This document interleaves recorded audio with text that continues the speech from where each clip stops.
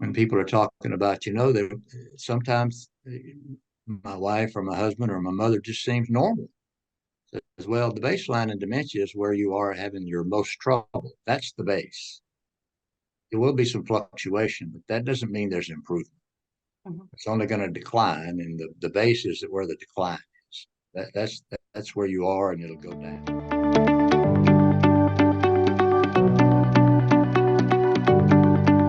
Hey guys, it's Matt Helton with One Trust Home Loans, and you found the Serving Senior podcast. And this is the podcast where we highlight those professionals and individuals that serve seniors at a high level to help seniors not just survive retirement, but thrive in retirement. And we're bringing back one of our favorite guests, Miss Cheryl Blanchard of Alzheimer's of Tennessee, and she has one of her favorite people on today to share some wisdom and insight with you on how to serve seniors. Cheryl, how are you doing?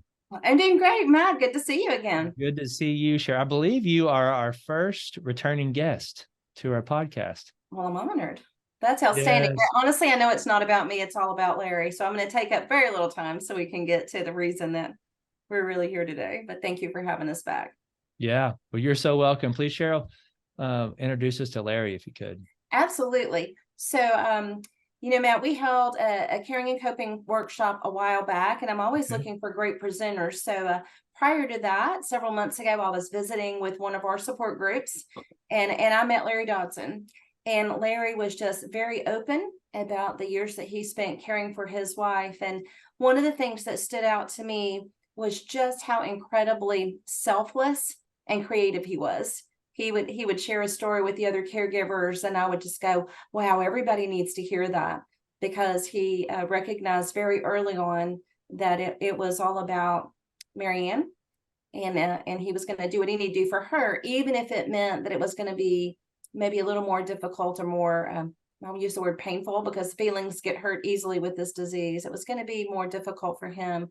And I was just so inspired by his story that I invited him to be a speaker at Caring and Coping. We had about 85 people there, I think. It was a wonderful day. And then you and I talked again. I said, wow, we can reach even more people with this if we invite Larry on the podcast. So thank you so much for having us back. At Caring and Coping, he actually talked about creative caregiving and self-care. And I'm going to turn it over to you guys, because you're in for a treat, Matt and Larry. Thank you so much for joining us again. It's great to see you. Absolutely. That's awesome. Thank you, Cheryl. Larry, thanks for being here and donating some time with us today. Yeah, I'm glad to be here. Well, I've heard great things about you. Maybe if you could just take us back and a little background where you're from, and maybe about your spouse, and then how you got into caring for your wife, and maybe just some of the strategies that you use would be great. Sure. Well, I grew up in Franklin, Tennessee. Okay. I was retired from a career in federal law enforcement in 2006, Okay. and I returned to a contract position in Brentwood right after I retired, and did that for 10 years. And probably about 2013, I noticed, one day I just said, something's not right with Marianne, just some of the things she was saying and things that were happening. So I talked to our primary care doctor, and he takes us through some tests and refers us to a neurologist, and we start some medications, and eventually in March of 2015, Marianne went for her first assessment at Vanderbilt Bill Wilkerson Center. She was diagnosed with mild cognitive impairment, which I learned later was stage 3 dementia. Okay. And so we continued on some of the medications that the neurologist had prescribed. And during that time, though, I was making a lot of notes and wanted to ask questions and went to the neurologist, but I learned later in the process there's really 2 patients, me and my wife. And so we were talking and getting medication, but we weren't getting the education and the support and the continuing follow-up of treating the disease the way I know it needs to be treated now through a neuropathologist, Dr. Hutchins, that I met later. And so that's the real, because you got to treat the disease. The medication just slows it. It's not treating. Treating is to help the caregiver understand. And so I could, and people in my position can help their loved one that has dementia. So when we got back, so we go back for another assessment in January of 2017. At that time, Mary Ann is diagnosed with cortical dementia consistent with a history of anxiety disorder. And that's a mouthful. So I Wow. asked the doctor, a neurologist, what does that mean? And he said she has Alzheimer's disease. Mm. And so I probably got the worst advice from a doctor I ever got. I said, what should I do? And he said, go home and watch old movies. Oh. So that's not the kind of advice you need. Mm. But we were about to start a journey that I'd never taken. So I needed to study the map and know where to stop along the way, know where the problems were. And so that's what I decided to do, is to learn. And thank goodness when I finally found Dr. Hutchins, um, that I was able to better do that. That's great. So Larry, I had a quick question for you. What was maybe share with us, what was Mary Ann like, you know, as you guys were together over the years? And then what did you see change that kind of caused you that you should go to the doctor and start asking questions? she's very outgoing, very social. Um, she did have anxiety. She took medication for that for years. Okay. And she had stopped working when we moved here and was retired. But I just noticed she may have ordered something. Uh, she would shop on TV, and then the next day she would say, well, I didn't order that. And it came. Or she'd say, something would happen with her bank account, say, something, I didn't make that payment. I mean, that's not a charge I did. And I know she was, or she would be at the grocery store. She'd call me and say, well, I've got all these groceries and I don't know how to pay. How can I pay? So that tells you right there that, those are real keys to know that that's not normal. Right. And so those were some of the early signs. And what I did too is I took the 10 early warning signs of Alzheimer's. So I went through all of those and made notes about what I was noticing that was happening during that time. And that kind of helped me to kind of have a baseline, as Dr. Hutchins would say. So when you look at, I've learned, even I was at a support group with him last night. And when people are talking about, that sometimes my wife or my husband or my mother just seems normal. As well, the baseline in dementia is where you are having your most trouble. That's the base. There will be some fluctuation, but that doesn't mean there's improvement. Mm-hmm. It's only going to decline, and the base is where the decline is. That's where you are, and it'll go down. Yeah. Also, one thing about this disease, when it talks about the progression of the disease, well, progression is progress. That sounds positive to me. There's nothing positive about this. The disease is progressing, but that's a negative. Yeah. The person with the disease is declining. So that's something that I always wanted to remember too. So I learned my job was to help her solve her problems and reduce her anxiety. And what a great job he did. If I can just interject there, Matt, I told you were in for a treat. Larry can just speak so eloquently and put into words something from a personal perspective, that we at Alzheimer's Tennessee try to share in a professional role. But I love what he just said. I think there are fluctuations, but there's no improvement. And I think for family caregivers, one of the things that I hear in his story that I often don't hear with families is them noticing that. It's so easy to just think, oh, well, they're just getting older. Oh, they're just being forgetful. Oh, this or that. And there are some normal changes as we age, but memory loss really is not normal. What he began to describe were the early hallmarks for Alzheimer's disease. Of course, that's not the only thing that causes dementia, but with Alzheimer's disease, we do start seeing the short-term memory, difficulty with word finding, and difficulty doing everyday tasks. And he just described, I was noticing this and this and this. So those are great things to watch out for.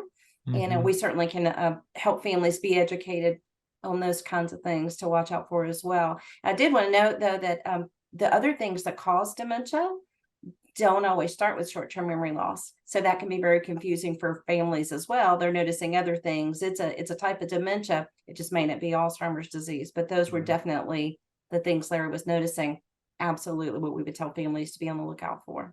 Wow. Great points. Great points. Well, let me interject something about that. When I talk about the journey, well, there's multiple journeys, and the destination is what you really need to know early on. So you must know what kind of dementia you have. because that helps because that way you know which route you're going to take to get to the final end and the things you may need to do along the way. Mhm. And Dr. Hutchins talked about that last night. So, because it's Alzheimer's, vascular dementia, and Lewy body, and some of the others, they are different, and Mhm. so you'll have different circumstances, different behaviors. So it's important for the caregiver to know that to know how to respond. Yeah, great point. So, Larry, I guess not everyone has been able to navigate this the way you can. I guess, what do you attribute your ability to learn about this? And what do you attribute your ability to take such good care of your wife? Well, first, I love her. And, well, I was an investigator for so long. I just investigated, made a lot of notes, and I guess what I read, and I, I learned from what I read, and I knew that, particularly there's some of the do's and don'ts. One, don't argue. Reassure, and so I followed that.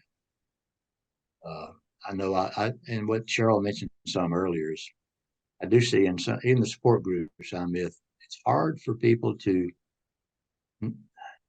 admit or to accept it's not about them. I had to put Marianne first. But some people would get upset if they didn't recognize them or if they say something that's not true. Well, don't you remember? Well, no, they don't remember. So, and that just increases the anxiety. So it was better for me to reduce her anxiety because that was, because if she's anxious, then I'm having a harder time. So when I really, it's important too to know, you got to know that person's life story. So I wrote all this long story about her and for things. So I did have caregivers in the home later on to help out.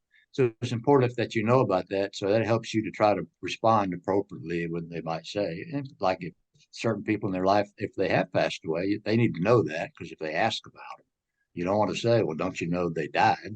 Then they might say, oh, no, you didn't tell me, and start crying, or we need to go to the funeral, or see what, that's worse than saying, well, we haven't seen him in a while. We'll probably go see him in a week or so. Mhm. Yeah. So again, the wisdom that Larry had as a caregiver, I just every time I hear you talk, I just am more in awe. So I want to go back and address something that he said. It's about them. It's not about you. And sometimes, and Larry, I'm going to ask you to tell a story here in a minute, but sometimes the responses we have to our loved ones with Alzheimer's accidentally do make things worse because it does increase the anxiety. And I love the example of them saying they talked to a deceased loved one, and in our we think it's best for mom to know that her brother died. Of course she needs to know. We need to tell her the truth. And people get very concerned about lying, but it's never a lie to step into their reality. And in the case of reminding them, they won't remember because of the memory loss, but reminding them about someone that has died, Larry made a great point. Well, now they're going to grieve all over again, or they're going to be angry that you didn't tell them. So I love his answer to the question of what is the purpose in what you're going to do to provide care for this person. His purpose always was to relieve her anxiety and keep her as calm and comfortable as possible, which often meant it really wasn't about him. Larry, one of my favorite stories you share in the pictures that you have when you talk to people are the pictures of Stan and Marianne. And I know as a spouse, it is very hard to hear your wife either thinking they're not married to you anymore, not knowing who you are, or thinking they're supposed to be with somebody else. You did an incredible job handling that situation. Would you share that with everyone, please? Well, Marianne, I'm her second husband. She was married to a fellow that they divorced after several years, but she knew in high school. But before they married, she had another boyfriend that in my conversations and knowing her over the years, I knew this was really her high school true love. But he had a football scholarship, went off to Georgia Tech, and sometime shortly after they finished school, he was killed in a car wreck. So one day Mary Ann looks at me and says, well, I think Stan and friends came by. They must have left. I need to go find them. She heads out the front door to start walking, looking for them. So I go walking with her, and we finally get back home, and I say, talking about going to lunch, she says, well, I can't leave. Stan might come back. I said, let's leave him a note. So I got a big piece of cardboard. We wrote him a note, and put it on the front porch. When I wrote on there, and then she said, give me that. And so she wrote another note, please call me. I can't wait to see you. And that satisfied her. So we were able to leave.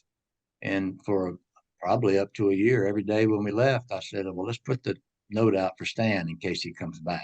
And I got her high school annual out, and I found their senior pictures, and I took a picture of that and made a 5x7 of each of them, put it in a frame and put it in the house. And she'd walk by and smile and touch pictures, and made her happy. So I solved her problem, and she had no anxiety. Wow. What an amazing story, Larry. I think it goes back to what Cheryl said about, it's not about you, it's about relieving their anxiety. So that just shows how much you did love her, because you put her above yourself, because I know that wasn't easy. What a great story. Yeah. One of the things that I say when I'm teaching, and Larry, you may have heard me say this before in support groups, is if I had a whiteboard, I would write the word feelings and then draw a line and then facts. And it means feelings over facts. Respond to their feeling, not the facts. And unfortunately, what we often do, because again, we think it's the right thing to do, is pull out Larry and Mary Ann's wedding pictures. No, I'm your husband. I'm Larry. We've been married this many years, and this is our home. And look, here's our wedding certificate, and here's our wedding picture. And again, that's me. I need my spouse to know who I am. I need my spouse to recognize me. She wasn't worried about that. She was worried about this guy dropping by and her not being there. Larry just intuitively knew, I need to address this anxiety she's feeling about him not being here. And when he did that, she could let go of it. So instead of making it worse and creating anxiety, he was able to alleviate that anxiety, which made it easier for her to let go. And they were able to go about and do whatever it was they were doing. Not an easy task for your wife to be talking about another guy coming by. Definitely not. But the way that he knew what he needed to do, what was best for her, not necessarily what was best for him in that moment, is one of the reasons he's here. Well, as it turns out, it was best for me, because she's less anxious. It's best for me. Absolutely. Yeah. Well, and, not only is she remembering that past, she thinks she's that age. Mm-hmm. And I know that because we had downstairs, our master was downstairs at a king size bed, and it came to a point where I couldn't get her to come to bed because she says, I can't be sleeping, Daddy. I'm the old guy in the house. She's young. So for about a year, we slept in twin beds upstairs. Mm-hmm. Now, Larry, that reminds me of another story about her thinking she was younger and that she could do things that she could no longer do. So would you would you share the story about the doctor and how you handled that? Because that was just a great one as well. We lived in Birmingham back in the mid 80s to 90s, and she had a gynecologist who had cancer. And back when we were living there, he called all his patients and tell them bye. It's Dr. James Loud. So we're sitting in the house one day, and so this is 20-something years later. She's saying, well, I talked to Dr. Loud, and he said I could have more babies. So I need the number for the hospital. I remember vividly, it was on a Sunday. So I happened to have an old phone book, Franklin phone book, and I looked up and I said, gave her the number for Williamson Medical Center, and she could use her phone then and write. Later on, she couldn't use her phone, couldn't write, couldn't do anything. So I'm sitting there listening. She's talking to somebody at the hospital, and she's writing notes, and she says, we need to go here tomorrow. And when I look at her note, it was women's practice just on Carruthers Boulevard, right from near the hospital there. So I called them Monday morning, told them what was going on. And of course, the lady says, well, we can't help you with that. I said, well, we're coming down there. And so I wrote a little note to hand to the receptionist when we got there. And so we get in the office, the manager and one of the doctors talks to Mary Ann. I mean, they're polite. They say, well, I'm sure Dr. Lyle with cancer was having the medicine might have affected what he was telling you, but we can't help you with that. So we leave, and of course, Mary Ann's polite when we leave, but not so polite in the car. There's a problem that hadn't been solved. He still has a problem. I've been trying to get her to go to Sunny Day clubs. That's a respite. Some of the churches in the area. There's 3 that currently have a program like that. When I told Mary Ann what that was for a couple of months earlier, she said, "I'm not going there. I don't have dementia." So called the coordinator. I said, "I need you to be the nurse. We're going to come one day. Y'all be holding some babies, and we'll see if this works to get Mary Ann there." I told Mary Ann we're going to go see the nurse, on this certain day, and she's all that's good with her. And I guess back during these times, it's not like she would talk about something and forget it. This is on her mind. And so when we got there, there's several people outside of the entrance, and they're holding babies. The babies didn't matter. It was the, "Hey, everybody, how you doing?" The social, who she was. We went to Sunny Day Club every Wednesday after that till COVID. So I didn't know if it would work, but we tried. Man, that's awesome. That's great. That's a great testament, Larry, to how you took what you learned, which were kind of the facts, but every situation's different. You were able to apply that to her personal situation because you knew her and you knew what she was dealing with, but you took time to study because it was important to you. So that's a great testament to you. Yeah, that's awesome. Larry, maybe could you share with us any other stories you want to share, but also maybe some resources that helped you? I think you mentioned about the signs of dementia, different steps you went through, those type of things. Any resources or resources you'd want to share with people would be great. Well, I took some Tifa Snow classes online. She's a registered nurse, and she does a lot of work in the field of Alzheimer's and dementia to help train people.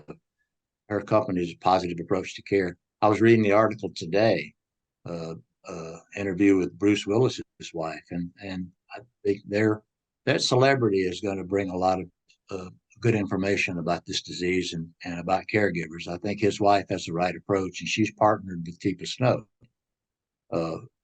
And so I think a lot of people will be helped by that. But taking those classes helped me.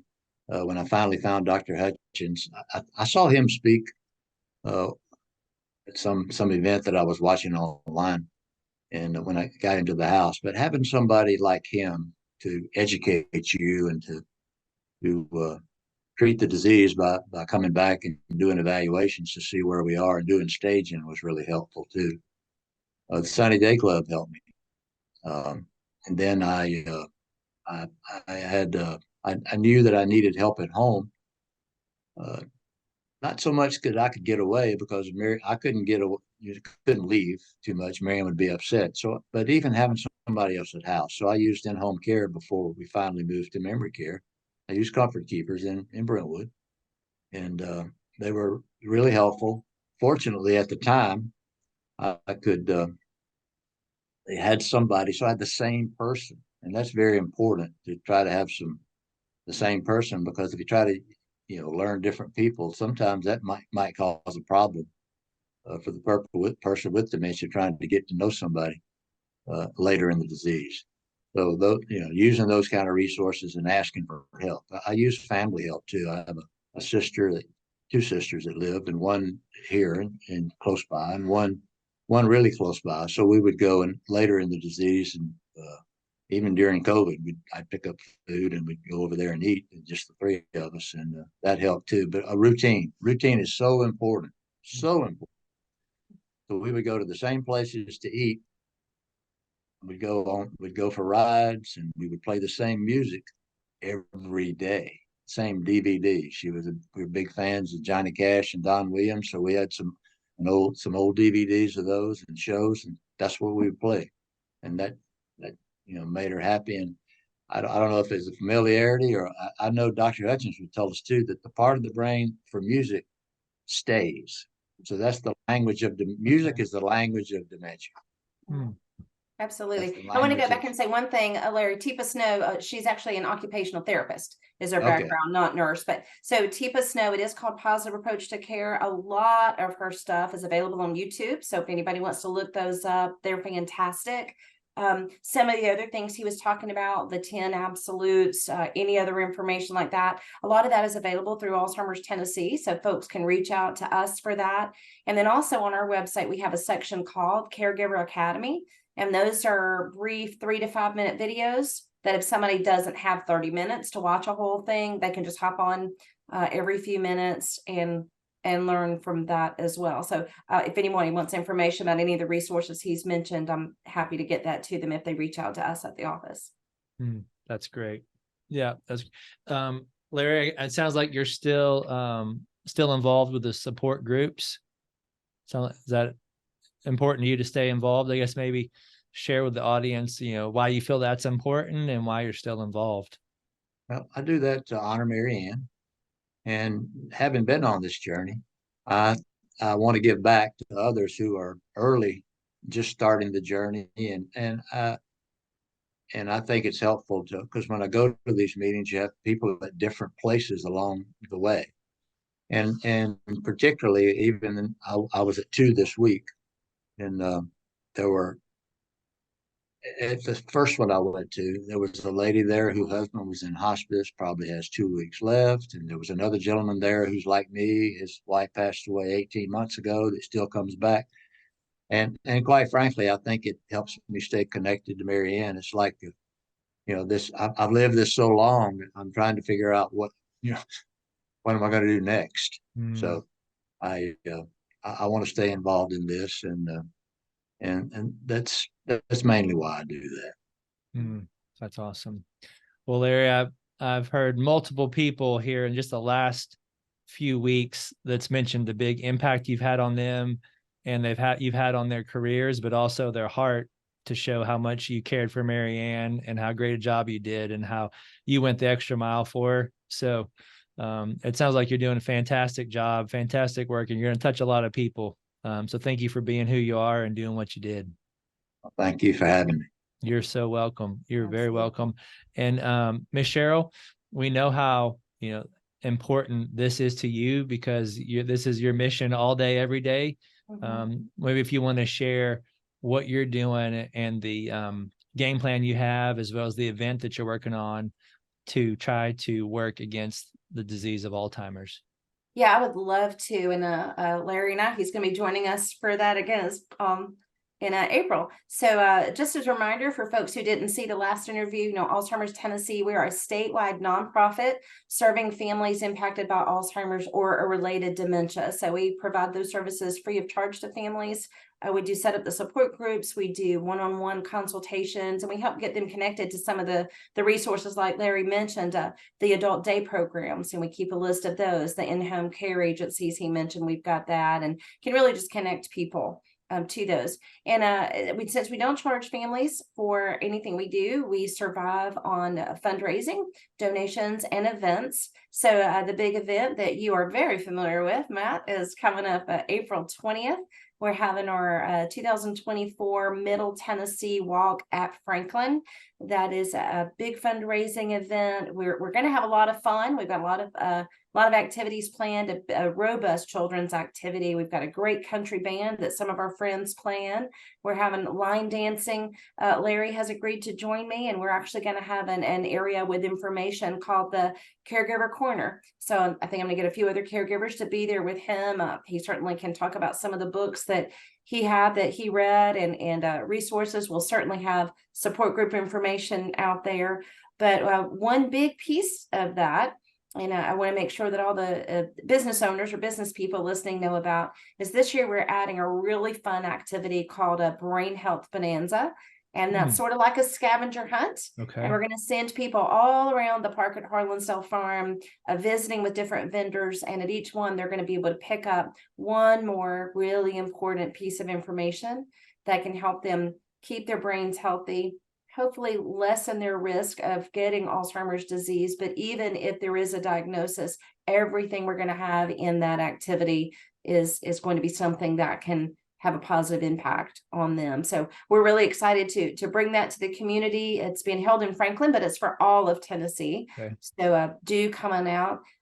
Also, Larry mentioned Dr. Hutchings a number of times, and he and I have done a number of things together. Most recently, we recorded a webinar on Lewy body dementia. So Larry mentioned that one as one of the other types. So if there's anybody who would like to learn more about Lewy body dementia and how it's different from Alzheimer's, we've got a brand new webinar that just got stored on our website, and that's www.alztennessee.org. Tennessee is spelled out, and they can go and look other types of dementia, and there's a section on Lewy body, and it's actually the first thing that pops up. So always trying to just provide that information so that families and caregivers like Larry can get answers to their questions and know what resources are available. That's great. Well, Cheryl, you do a great job. Thanks for putting this Let together. me add too. Go ahead, Larry. The other support groups that Alzheimer's Tennessee sponsors are available there. So I suggest that's a good resource to find out where one is in your area or one you might be able to attend. But I think those are important. And most of them are held at facilities, memory care facilities, but some aren't. But your loved one doesn't have to be in a facility, and it's probably good to go to those even while your loved one's still at home. Mm-hmm. So you can connect to people there and prepare yourself for the journey. And we also have 3 virtual ones, because sometimes a person says, well, I'd love to go to a support group, but who's going to care for my husband while I'm gone? So we have 3 virtual options. We meet via Zoom every week. The in-person support groups are once a month. The Zoom ones are once a week, and all that can be found on the website as well, or they can reach out to me at the office. Thanks, Larry. Perfect. Great point, Larry. So Larry, anything that we didn't ask you that we should have asked you? Anything else you'd like to share? Well, you got 2 or 3 more hours? No.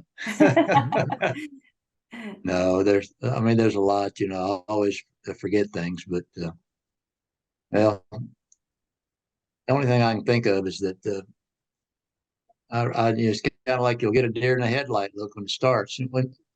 It's different than a physical disease.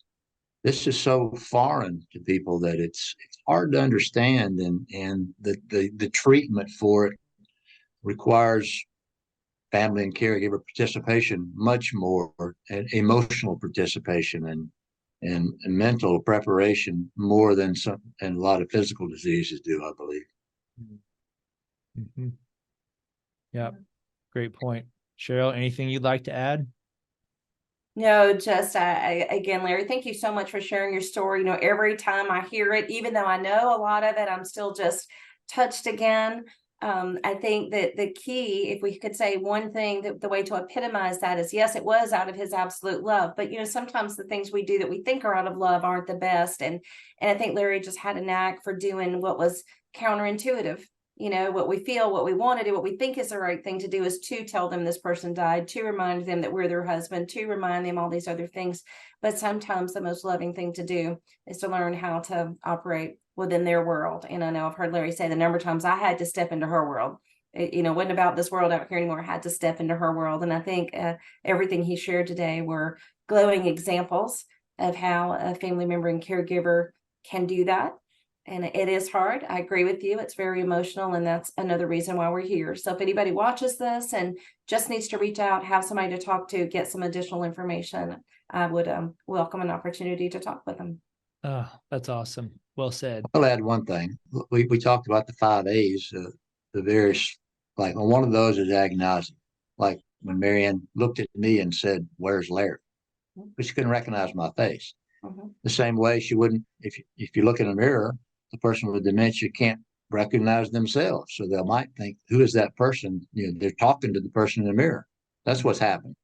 Mm-hmm. And so I knew that might be coming. So that when that happened, I just told her, "Yeah, I'm Ron, Larry's friend. He had to run an errand. He'll be right back." And fortunately, she wasn't afraid of Ron. So Ron became her friend for a while. Sometimes I was Ron, sometimes I was Larry. Wow. And he just went with it. He just was open to whatever was going to come his way that day. And it's such a beautiful thing, the way that he was able to step away from his own feelings. And that wasn't easy. I mean, he laughs about it now, but it wasn't easy, to step aside as her husband and be whoever he needed to be at that moment. But that's why it's such a beautiful example, and I wanted so much to be able to share it with other That's caregivers. awesome. Well, I know one thing for sure, Cheryl, at the walk, we're going to need to get there early and get started, because this guy is sharp as a tack. If he plays that brain health bonanza, we don't have a chance to win. I think he's going to bring home, right. He's going to bring home the winnings right there for sure. Absolutely. Well, that's awesome. And one thing, Larry, that I hear quite a bit is there's so many free resources, but also some of this gets expensive, and that's where we come in. So what we do is we focus on senior lending. So we're able to unlock people's equity in their home to be able to effectively, efficiently, and I like to say in a manner that's good for their estate as well, help them use home equity if they don't have other resources to help pay for care that they need. So we're always willing to be a resource to people. It's very important. I had long-term care insurance. Yep. But had I not had that, I would have been calling you or somebody like you.